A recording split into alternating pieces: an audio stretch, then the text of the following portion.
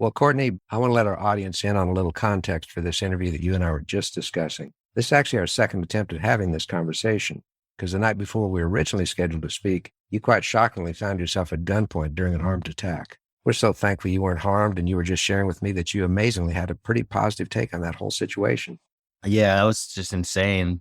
A lot of that stuff has been happening around here though, so I don't take it too personal. Just try to find like the pros and like the positive light to kind of shine on it.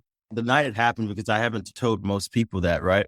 I have this tendency to try to like correlate these subtle things in my life to like people that I've studied or admired. And so something that I found was pretty much for all the individuals that kind of created industry in this country and around the world, there was always this life or death moment that hit them. And they were spared. Like John D. Rockefeller, like the first time he was getting ready to go meet Cornelius Vanderbilt to do a deal, he missed his train and that train actually fell off. There was a huge catastrophe and everybody fell off a bridge and everyone passed away.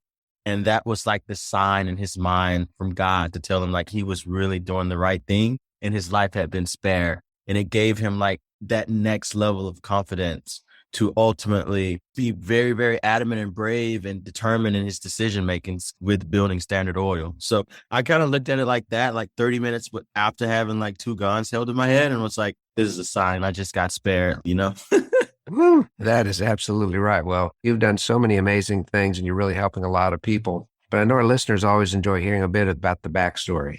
I realized that the rules were not the same for a Black entrepreneur like me as they were for other individuals. I ended up going around Asia raising capital.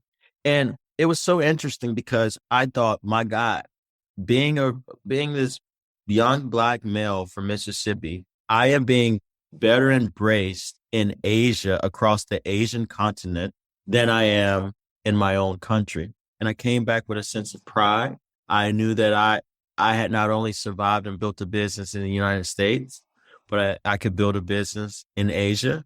Why was it easier for me to go to Asia and be embraced and get support while trying to just do something good for society than it was in my own country? I looked at all parties involved, how individuals that look like me, how we treated one another, as well as the inherent system that has been constructed primarily by a white audience. And I said, something has to change. And that's where the idea for a symbol came. And I said, hey, I'm going to be that one person that makes the celebrities come to the table with a sense of humility and take the time to give back and teach and educate. And I'm also going to be the person to build celebrities out of the other successful individuals that are in our communities that are doing amazing things outside of media and entertainment.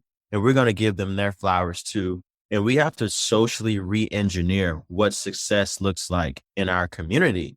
Because if all you see is a basketball player or his best friend or an entertainer and his best friend being the catalyst to having wealth and money and providing for your family, you're going to over-index in it as a group of individuals. And we're going to stay in the same predicament that we're in.